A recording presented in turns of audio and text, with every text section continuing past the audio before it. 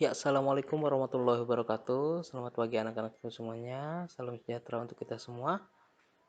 Hari ini, tanggal 3 Agustus 2021, Bapak ingin melanjutkan materi di tema Yakni 1 tentang ide pokok dan dalam teks laporan. Ide pokok adalah gagasan atau masalah utama yang dibahas dalam sebuah paragraf, di mana ide pokok itu umumnya terdapat dalam kalimat utama. Jadi, saat kita mendengarkan laporan secara lisan, ataupun secara tulisan, dengarkan dengan seksama dan lihat juga agar kamu dapat menemukan ide pokok dan jelas. Apa sih ide pokok dari teks laporan berikut?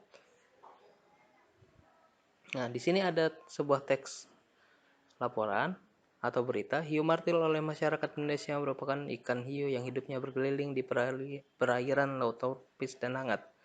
Bentuk kepala hiu ini memang seperti martil sehingga membantu mereka membelokkan badannya dengan benar. Hewan ini bereproduksi dengan cara melahirkan seperti mamalia, namun bedanya jika anak hiu martil setelah dilahirkan kemudian ditinggalkan untuk mengurus dirinya sendiri. Nah, di sini nih ide pokoknya apa sih? Ide pokoknya itu kan tentang hiu martil. Nah, kalian cari di sini apa sih itu hiu martil? Bagaimana sih cara berkembang biaknya? Di mana sih dia tinggalnya? Dan seperti itu. Kalian bisa cari di sini. Itu contoh bisa Bapak. Nah, terus bagaimana kita membuat peta pikiran berdasarkan ide pokok laporan?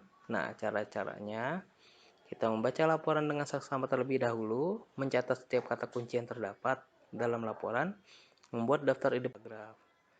Nah, cara menemukan fakta dan ide pokok dalam teks laporan. Teks laporan itu memuat informasi penting yang disajikan dalam bentuk fakta atau data. Dan kamu dapat membuat pertanyaan menggunakan kata tanya apa, di mana, kapan, siapa, mengapa, dan bagaimana untuk mencari tahu fakta yang ada dalam teks laporan. Jadi kalian tulis dulu faktanya atau bisa kalian baca dulu dengan seksama, kemudian kalian berikanlah itu pertanyaan-pertanyaan tadi seperti apa, kapan, di mana, siapa, bagaimana. Jadi bisa kalian lihat jawabannya itu ada di dalam laporan atau berita yang kalian baca atau lihat. Nah, cara membuat simpulannya itu dibaca dulu secara keseluruhan, kemudian temukan informasi yang penting dalam teks tersebut dan buatlah kesimpulannya. Jadi dari yang tadi Bapak sudah jelaskan, dari apa, siapa, bagaimana, kapan, dan di mana, itu kalian bisa buat kesimpulan ya dari beritanya. Nah, untuk tugas hari ini, carilah 2 berita di koran ataupun internet.